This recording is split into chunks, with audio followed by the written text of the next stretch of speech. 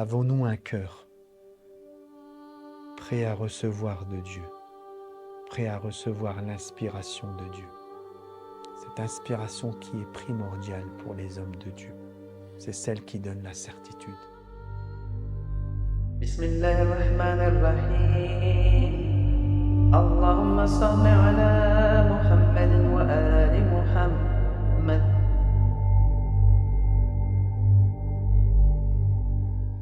أعوذ بالله من الشيطان الرجيم بسم الله الرحمن الرحيم الحمد لله رب العالمين اللهم صل على محمد وآل محمد السلام عليكم ورحمة الله وبركاته. Je cherche refuge en Dieu contre Satan le lapidé et au nom de Dieu Ar-Rahman le clément, la louange à Dieu Seigneur des mondes et la prière sur le messager de Dieu et sa sainte famille, les Ahl al-Bayt, les Asbat, les gens de la demeure prophétique, ainsi que sur l'ensemble des prophètes, des envoyés et des messagers, de leurs héritiers respectifs, et la paix de Dieu soit sur vous tous, mes chers frères et sœurs, et le plaisir de vous retrouver pour une nouvelle analyse. Cette analyse concernera un mot qui se trouve dans le Coran, c'est le mot mitel, au singulier, qui signifie exemple, ou al-amthal au pluriel, qui signifie donc les exemples. Et Dieu nous en parle, par exemple, dans la sourate La Lumière. Et à la fin de ce verset de la Lumière, il dit, je cite, « Dieu guide vers sa lumière qui il veut. Dieu propose aux hommes des exemples et Dieu sait toutes choses. Bikulli shay'in alim. Dieu est le guide des cœurs. Dieu est le guide de ceux qui veulent être guidés. Dieu est le guide de ceux qui désirent retrouver leur nature profonde. Dieu est le guide de ceux qui savent que le monde dans lequel ils sont aujourd'hui est temporaire et qu'il y a une autre demeure et qu'ils ont besoin de retrouver cette demeure. Pour retrouver cette demeure, nous avons besoin d'être guidés par Dieu. Cette demeure ne se trouve pas sur cette terre. Cette demeure, c'est la demeure de l'au-delà.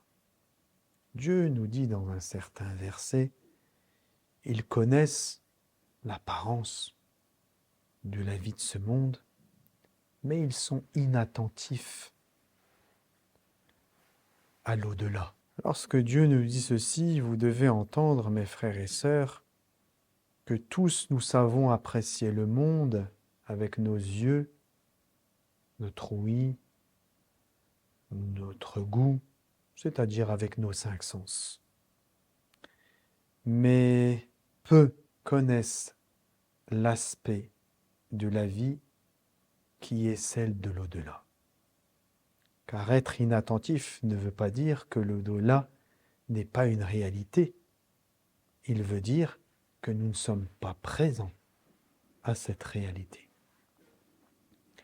C'est en étant présents à cette réalité de l'au-delà et à rendre présent dans notre vie l'au-delà, comme nous l'enseignent les prophètes, comme nous l'enseignent les héritiers de la maison de la prophétie, les imams, rendre présent cet au-delà dans notre vie quotidienne, c'est être et avoir la foi en la vie de l'au-delà, c'est-à-dire la vie après la vie, ou plutôt la vie après la mort. Soit nous cheminons dans le monde dans lequel nous sommes et nous nous accommodons de la vie de ce monde, nous l'acceptons et nous acceptons qu'elle nous alourdisse. Nous acceptons qu'elle soit devant nous. Soit nous n'acceptons pas qu'elle soit devant nous. Nous n'acceptons pas qu'elle nous alourdisse. Parce que croire en l'au-delà, c'est ne pas croire en cette vie. Dieu nous parle et il nous guide. Il a fait des prophètes, tous les prophètes qui sont venus, des guides. Et ils nous ont parlé. Mais qui a compris? Qui a reçu le message? Qui a été guidé? Ce sont des questions qui sont importantes que nous devons nous poser aujourd'hui. Parce que nous devons prendre nos responsabilités dans le monde dans lequel nous vivons. Dieu a fait du livre, le Coran, un guide pour les croyants. Un guide pour les éveillés. Je me pose cette question avec vous. Est-ce que le Coran est mon guide aujourd'hui? Et qu'est-ce que cela sous-entend? Si vous me répondiez, oui, je lis le livre, c'est bien, mais c'est pas assez. Je te dirais, il manque quelque chose. Je lis le livre et j'essaie d'appliquer dans ma vie ce que le livre me commande et me recommande.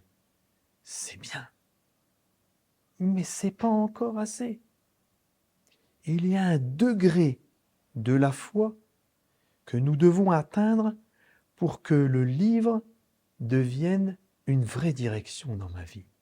Et c'est ce que Dieu nous dit dans son Saint Livre lorsqu'il s'adresse aux Arabes. Il leur dit, ne dites pas que vous croyez, dites que vous êtes soumis jusqu'à ce que la foi pénètre vos cœurs.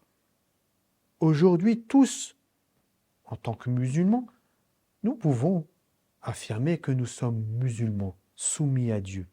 Mais qui d'entre nous peut attester qu'il est le croyant, dont le cœur a été pénétré par la foi? Et c'est de ça qu'il est question aujourd'hui, mes frères et mes sœurs. C'est pour ça que notre approche du livre est primordiale pour que nous puissions, ou pour que le livre puisse être une direction dans ma vie. Cette approche, elle dépasse al-uqul, elle dépasse l'intellect. Dieu ne peut pas être appréhendé par l'intellect. D'ailleurs, si vous lisez un certain nombre de récits, ou plutôt des invocations de nos imams, vous verrez qu'ils disent dans ces invocations que Dieu est au-dessus de tout ce que nous pouvons nous imaginer. Alors comment pourrions-nous aujourd'hui prétendre comprendre Dieu, connaître Dieu, alors que nous utilisons nos intelligences pour le comprendre, alors qu'il est au-dessus des intelligences, qu'il est au-dessus du raisonnement? Le seul moyen que nous avons de l'apprécier et de le vivre, c'est de recevoir la lumière de l'islam et du livre dans le cœur. C'est pour ça que Dieu dit dans son livre qu'il a fait descendre Al-Kitab et avec lui une lumière. Le livre est une chose, la lumière en est une autre. Et ces deux composantes sont indissociables si nous voulons que le livre soit une direction pour nous. Vous allez me dire, Cheikh Jamel, tu nous as dit que tu allais parler du mot mithal. Ceci n'est qu'un préambule pour arriver à ce mot mithal qui est d'une importance capitale parce que comme vous le savez, comme nous l'avons maintes et maintes fois abordé, réitéré, le livre que nous avons entre les mains, c'est-à-dire écrit avec les lettres, celui que tout musulman a chez lui et qu'il lit ou qu'il ne lit pas, j'espère qu'il le lit, n'est que le support apparent d'une réalité qui se manifeste à travers les temps et les époques de l'humanité. C'est-à-dire que le livre prend une forme et une apparence différentes selon l'époque, selon le temps, selon la contrée dans laquelle les hommes ont vécu ou dans laquelle nous vivons. C'est ce qui fait de livre un livre vivant et c'est ce qui fait du livre une guidance pour les gens dans leur époque et dans leur temps. À partir de ce principe-là, vous comprendrez que lorsque je lis le livre de Dieu, je dois le lire avec le regard du monde dans lequel je suis. Je ne peux pas dissocier le livre du monde dans lequel je vis, puisqu'il est une guidance pour le temps dans lequel je suis, comme il a été une guidance à l'époque des prophètes ou de l'humanité, ou des hommes qui sont venus avant, en leur temps et dans la contrée dans laquelle ils étaient.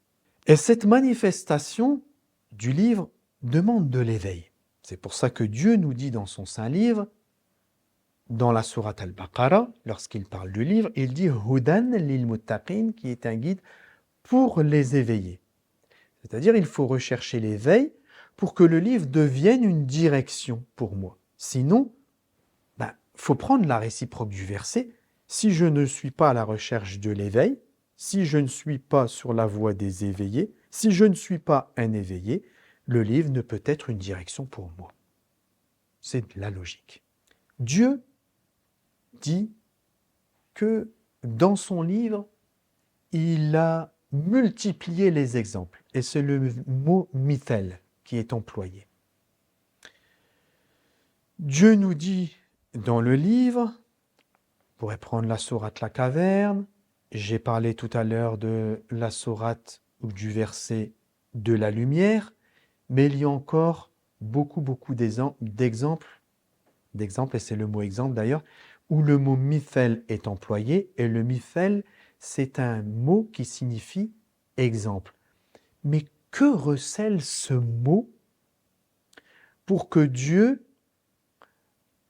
en fasse une guidance qui va permettre de comprendre mon histoire dans les histoires. C'est un peu compliqué ce que je suis en train de vous dire, mais vous allez voir où est-ce que nous voulons en venir. Il y a un grand écrivain, un homme qui a étudié auprès de grands savants et qui est Henri Corbin, dont vous avez déjà peut-être entendu parler, qui a fait de très bonnes traductions, c'était un orientaliste, qui a fait un excellent travail par rapport à toute l'islam, en particulier l'islam en Iran, et tous les grands savants perses qui ont vécu à l'époque. Et Henri Corbin, il avait une particularité, c'est qu'il maîtrisait plusieurs langues, ce qui fait que lorsqu'il traduisait un texte ou qu'il évoquait une histoire parmi les histoires, puisqu'il a beaucoup parlé des mystiques, du mysticisme et de la gnose, il a même inventé, si je peux le dire, certains mots qui n'existaient pas dans la langue française pour signifier des concepts qui étaient méconnus en fin de compte en Occident. Il expliquait qu'il existait une histoire dans l'histoire. Dans l'histoire du passé, il y a l'histoire du présent. Et pour signifier cela, ou l'histoire qui se répète. Et pour signifier cela, je vous disais qu'il maîtrisait plusieurs langues, dont le grec et le latin. Il a employé un terme qui est le terme de hiéro-histoire, et qui signifie l'histoire qui se répète ou l'histoire qui est dans l'histoire. Pourquoi je vous dis ça, mes frères et mes sœurs? Parce que il y a en cela, dans le livre de Dieu, une partie qui peut s'entendre de cette manière-là. L'exemple que Dieu nous prend, soit nous prenons comme un exemple du passé que Dieu nous donne pour que nous puissions en tirer nous-mêmes nos propres leçons. Ça, c'est une voie. Donc Dieu dit, il prend plein d'exemples dans le livre, à travers les histoires, etc. Et il dit, j'ai fait plein d'exemples, j'ai mis plein d'exemples dans le livre. Et moi, je prends ces exemples et je les prends et je les étudie à la lumière de mon intellect, de mes raisonnements, pour dire, par exemple, un fait, si telle histoire, il s'est passé tel problème, on va essayer de ne pas le répéter dans le futur. On peut le comprendre ainsi, que Dieu nous donne des exemples ainsi, pour que nous ne répétions pas les erreurs des peuples passés. Ou alors, Dieu nous donne ces exemples parce qu'ils sont le support universel d'une réalité qui va se manifester à travers les temps et que ceux qui auront assez d'éveil auront la capacité de rendre présents ces exemples dans l'époque où ils sont. Alors bien sûr, ça paraît encore théorique, virtuel, ce que je suis en train de vous dire, mais vous allez voir que ça va prendre tout son sens. Alors bien sûr, ce mot est aussi parfois traduit par symbole. Je parle du mot mithel. Il est aussi traduit par le mot parabole. Mais parabole, symbole, on ne comprend pas encore. C'est pas encore palpable ce que peut représenter cet exemple.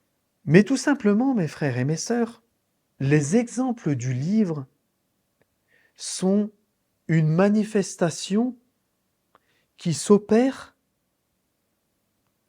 à travers le temps et les différents temps de l'humanité. Et c'est à travers ces exemples qui, normalement, doivent se manifester dans ma vie et les événements de mon époque, que le livre devient une direction pour moi. Et là, je reviens au verset de la lumière. Dieu nous dit, Nour ala nour, yahdillahu li nourihi man yasha. Lumière sur lumière, Dieu qui vers sa lumière qui il veut. Et après ce passage-là, il dit wa yadribullahu al-amthal lin-nas. Et Dieu prend des exemples pour les gens. Juste après avoir manifesté ou évoqué le fait qu'il guide les gens avec la lumière, il nous prend et il nous parle des amthal, mis côte à côte avec la guidance de la lumière. Ça veut dire qu'il y a un lien entre eux. Ce lien est que les exemples, les mithal, sont une guidance pour les gens. Mais bien sûr pour les gens qui sont éveillés. Alors, où est-ce que cela nous emmène? Vous allez voir, c'est extraordinaire. Si vous restez avec moi, vous allez voir que vraiment là, avec cet exemple que moi-même je vais prendre du livre de Dieu, vous allez voir toute l'importance que revêt ce sujet et ce mot mithal. Il y a une sourate. Alors bien sûr, ceci est un exemple parmi les multiples exemples qui se trouvent dans le Coran. Il y a une histoire dans le Coran que nous avons maintes et maintes fois évoquée ensemble, qui est l'histoire d'un personnage que le nom Dhul Qarnayn, sur lequel je ne vais pas revenir, le but n'est pas de revenir sur sa personnalité, etc.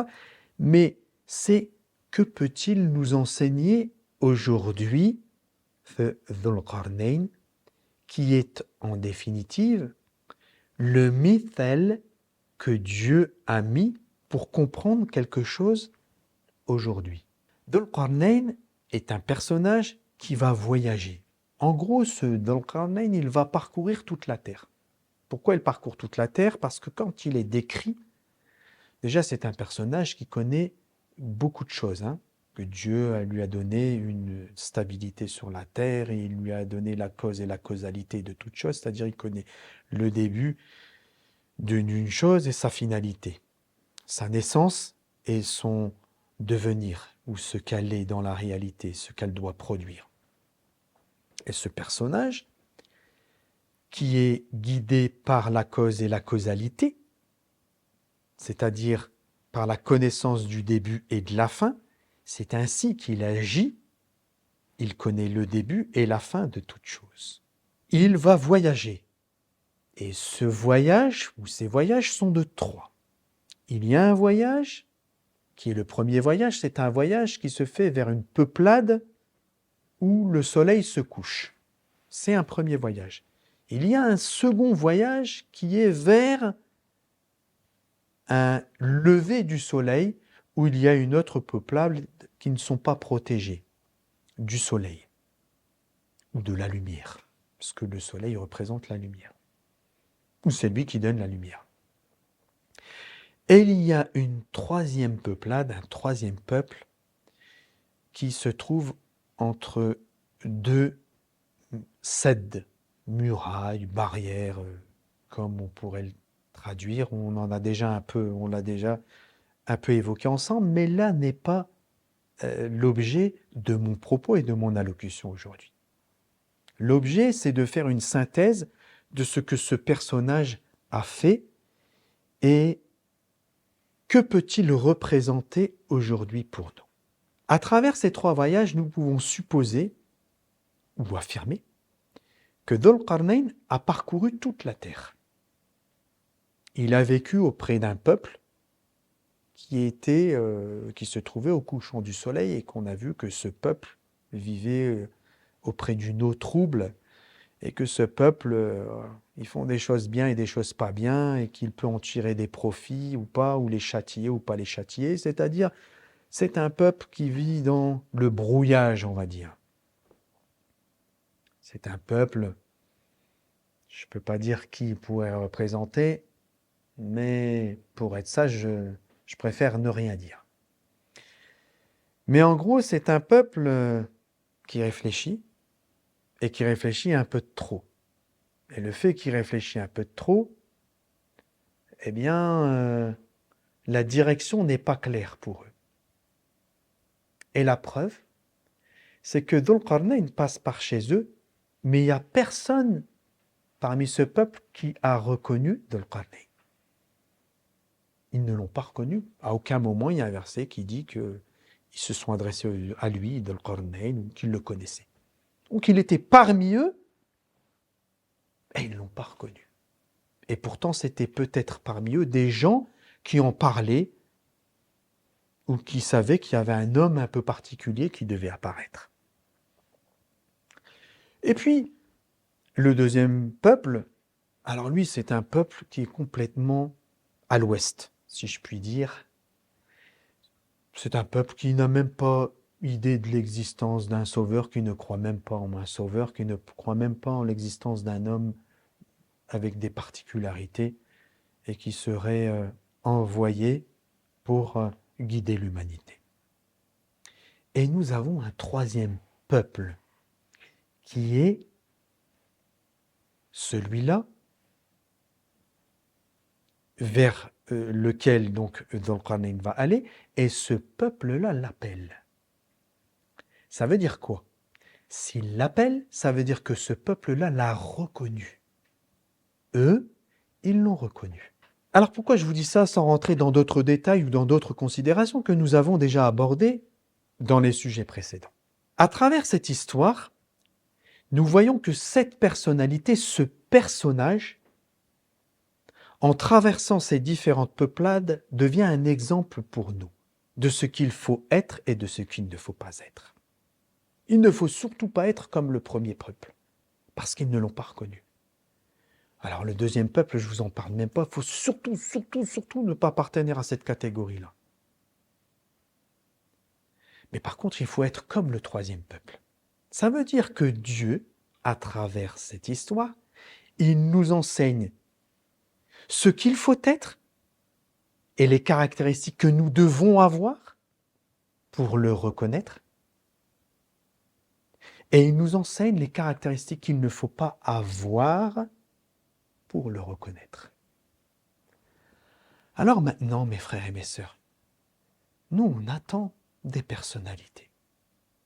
On attend l'imam al-Mahdi, fils de Fatima, radjallahu farajahu sharif. Nous attendons Jésus, fils de Marie, que la paix de Dieu soit sur lui. Les attendre, c'est avoir les caractéristiques de ceux qui vont pouvoir les reconnaître. Alors maintenant, posez-vous la question, est-ce que cette histoire n'est pas un mithel, un exemple pour nous montrer et nous parler de Jésus, fils de Marie, et du Mahdi, fils de Fatima, mais sans les nommer. Parce que nous devons être dignes d'appartenir à travers notre éveil à la catégorie de ceux qui ont fait les efforts pour reconnaître le Sauveur ou ceux qui doivent apparaître. Donc le terme mithel, mes frères et mes sœurs, il devient d'une importance capitale parce qu'il veut nous enseigner que les histoires, toutes les histoires et tous les signes que Dieu met dans le Coran, ils sont une guidance pour ce que je vis.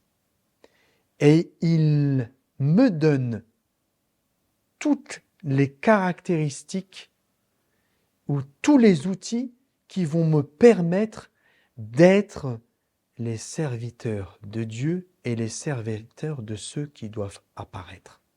Et pour vous montrer, pour conclure, pour vous montrer que ce mithel n'est qu'un mithel, c'est-à-dire n'est qu'un exemple, mais qui n'est un exemple universel. Imaginez-vous à l'époque, juste avant l'apparition du Messie, c'est-à-dire Jésus, fils de Marie. Alors bien sûr, ce serait applicable à d'autres. Eh bien, cette histoire de Dhul Qarnayn, qui fait partie du livre du Coran que nous avons entre les mains, mais qui fait partie du livre de l'existence, qui est et qui a toujours été, eh bien, elle aurait été, cette histoire, sa manifestation, comment doivent être ceux qui attendent et qui pourront reconnaître Jésus, fils de Marie. Il n'aurait surtout pas été comme le premier peuple. Et surtout pas comme le deuxième peuple. Et surtout, il aurait été comme le troisième peuple. Donc, l'universalisme du mithel, de l'exemple que Dieu emploie dans le Coran, qui est nommé parabole ou symbole, n'est que un outil, je ne vais pas dire un outil, un concept que Dieu a fait pour guider les hommes vers lui. Et que nous puissions, à travers ces exemples, être la manifestation de l'exemple qui est la réalité de ce que nous vivons aujourd'hui. Et à travers cela, mes frères et mes sœurs, eh bien, nous avons toutes les possibilités entre les mains pour pouvoir être ceux qui reconnaîtront celui ou ceux qui doivent apparaître. Alors, pour conclure, il y en a certains qui vont te dire, par exemple, puisque nous sommes adeptes, entre guillemets, du messager de Dieu, des amoureux du messager de Dieu, mais pas seulement du messager de Dieu, Parce qu'avec lui, le messager de Dieu, il y a une famille, les Ahl al-Bayt, les gens de la demeure. Dieu, à travers la bouche du messager de Dieu, béni soit-elle, il a dit, ce messager, je vous laisse 2 poids, le Coran et ma famille. Donc ces 2 choses vont ensemble. Alors il y en a, ils vont te dire, ouais, mais tu sais, le Coran, il parle du prophète, mais il ne parle pas de la famille du prophète dans le Coran. Mais qui te dit qu'il n'en parle pas? C'est ça le mithel, c'est ça l'exemple. Dieu en parle, mais il n'y a que les éveillés qui le voient. Donc celui qui te dit que les gens de la demeure prophétique ne sont pas évoqués dans le livre de Dieu, tu peux leur répondre avec certitude, si, il les a évoqués, mais as-tu les yeux pour le voir? Et quand je parle des yeux, je parle de celui-là. Avons-nous un cœur prêt à recevoir de Dieu, prêt à recevoir l'inspiration de Dieu? Cette inspiration qui est primordiale pour les hommes de Dieu, c'est celle qui donne la certitude. C'est celle qui a permis à Maryam alayhi salam de rester stable alors qu'elle devait mettre son enfant sur le Nil et l'abandonner à quelque chose qu'elle ne maîtrisait pas. Elle ne savait pas où est-ce qu'il allait atterrir, cet enfant. Mais Dieu l'a raffermi parce qu'il lui a dit « Wa-ahai-awhaina » et nous lui avons inspiré, nous lui avons révélé. Cette inspiration, elle est primordiale pour que nous puissions être les hommes de Dieu. Et ces exemples que Dieu nous prend, mes frères et mes sœurs, ne sont là que pour nous raffermir. Et être raffermi, c'est recevoir de Dieu. C'est comprendre qu'il nous parle, mais qu'il nous parle pour que nous soyons, pour que nous recevions dans notre cœur. Alors, ceux qui pensent que Dieu ne parle pas des Ahl al-Bayt et de l'imam al-Mahdi, fils de Fatima Ajjalallahu Farajahu Sharif, qu'ils s'interrogent sur le livre de Dieu. Parce que Dieu nous en parle. Mais pour cela, il faut un cœur aimant, un cœur rempli d'amour pour le Créateur, un cœur rempli d'amour de la servitude, un cœur qui n'est pas épris par la vie de ce monde et un cœur qui ne sert pas l'individualité de sa personnalité, mais qui veut servir les autres à l'image de tous les prophètes. Soyons ces hommes qui sont décrits dans le livre et qui sauront reconnaître. Ya Dhal Qarnayn, ô Dhul Qarnayn. Certes, les Gog et les Magog sévissent, corrompent, pervertissent sur la terre. Pourra-t-on te donner un tribut afin que tu nous débarrasses, je le dis avec mes mots, d'eux, et il nous donne la méthode.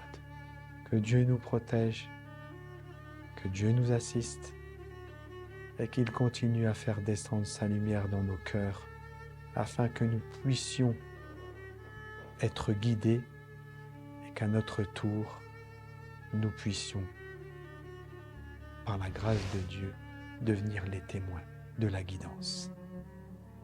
Walhamdulillahi Rabbil Alamin. Wassalamu alaikum wa rahmatullahi wa barakatuh.